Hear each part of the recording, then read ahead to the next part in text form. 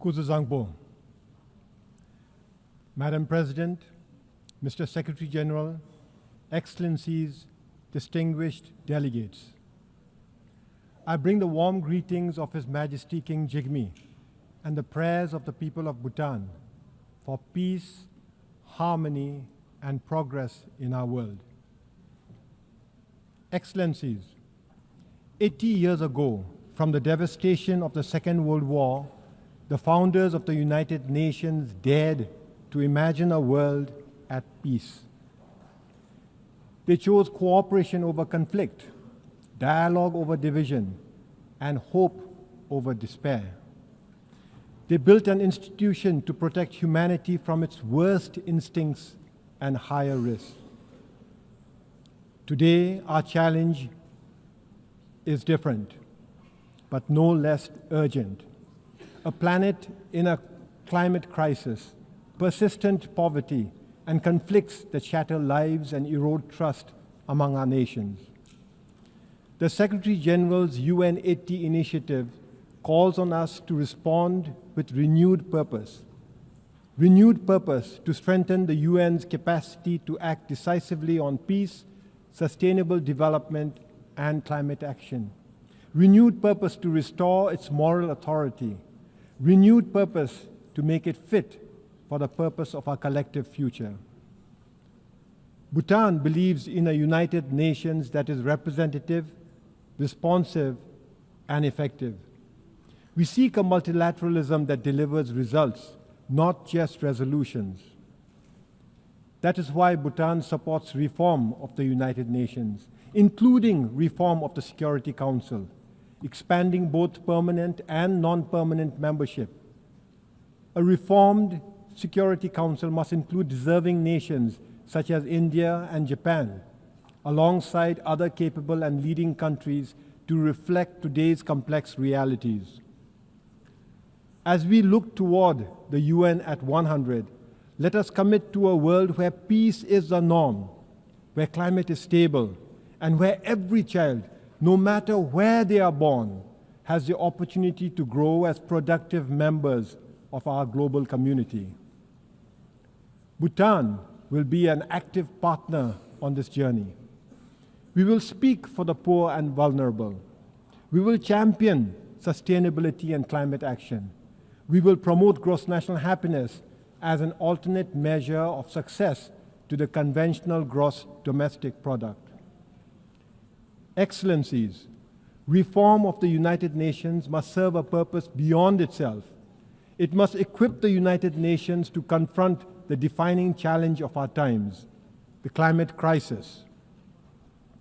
In Bhutan, we have endeavored to protect our forests, keep our rivers pristine, and we take pride in being carbon negative.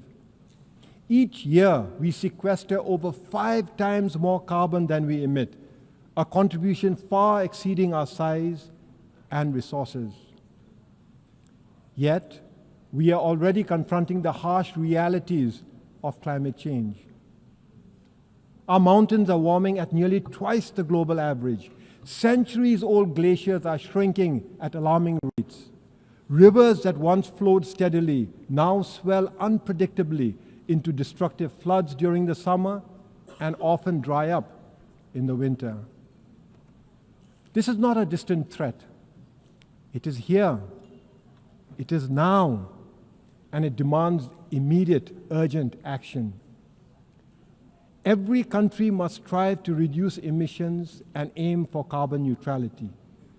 This we know, yet global efforts remain far behind what the science demands. As of today, only 4 countries, Bhutan, Panama, Suriname, and Madagascar, just 4 countries are carbon neutral. At COP29 last year, our countries came together. The 4 countries came together to launch the G0 Forum, a coalition of carbon neutral nations committed to accelerating climate ambition. Our message is clear. Net zero cannot be the finish line. It must be the starting point. Every nation must work urgently to slash emissions and achieve carbon neutrality. On our part, We will share best practices from forest conservation to sustainable agriculture. We will share technologies from renewable energy systems to low-emission transport. We will champion nature-based solutions because forests and wetlands are not just landscapes. They are like vital organs, the lungs, the kidneys of our planet. And we will push ambition beyond pledges. We will demand measurable results. We invite all countries and partners to join G0 in this noble effort. The science is unequivocal.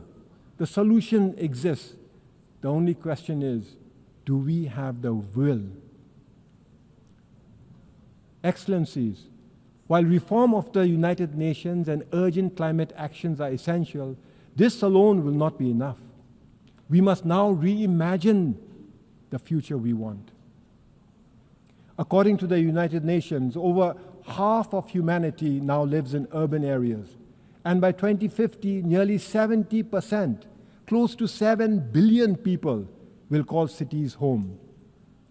Cities drive over 80% of global GDP, but they also account for more than 70% of energy-related carbon dioxide emissions.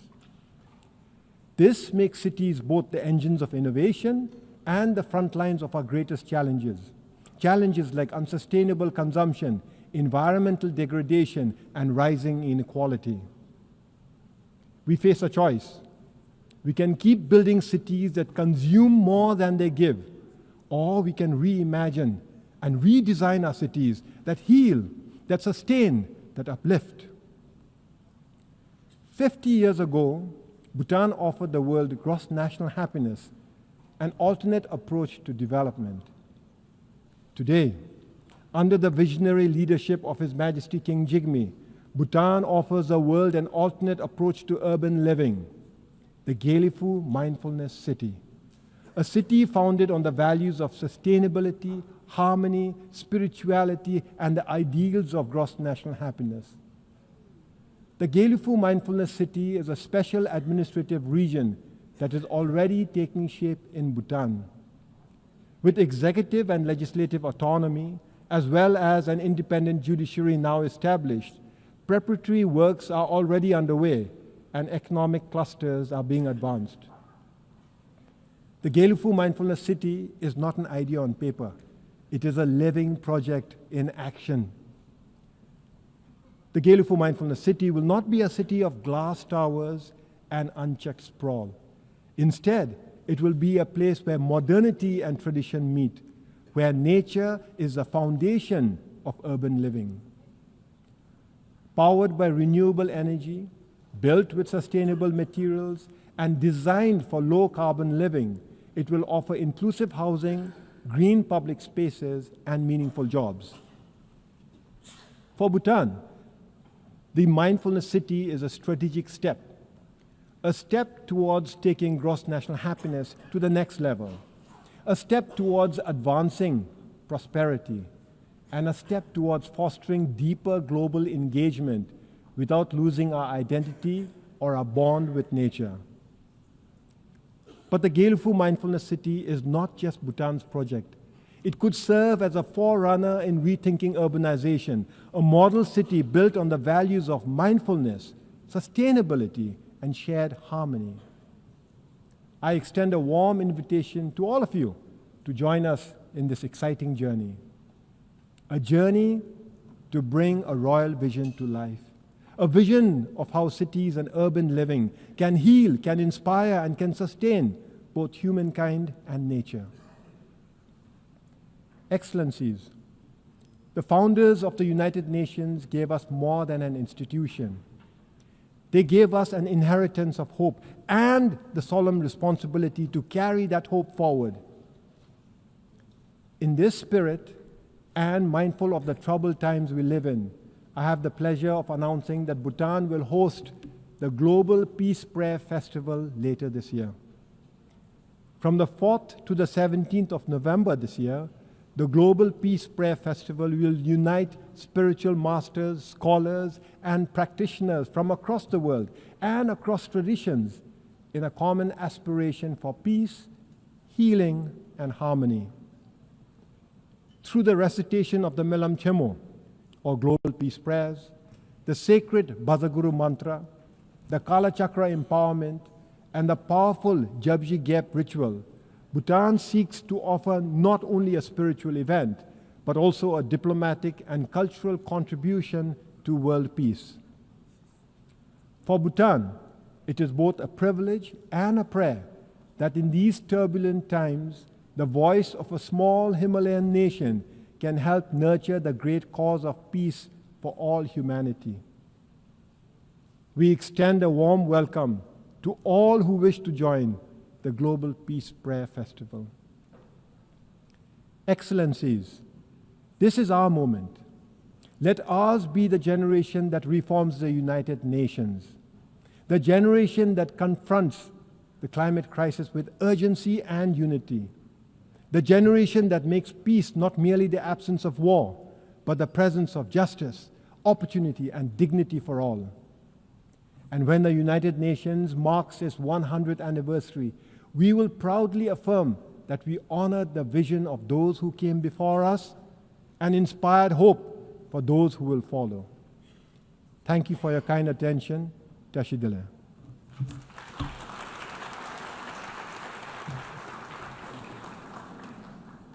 On behalf of the Assembly, I wish to thank the Prime Minister of the Kingdom of Bhutan.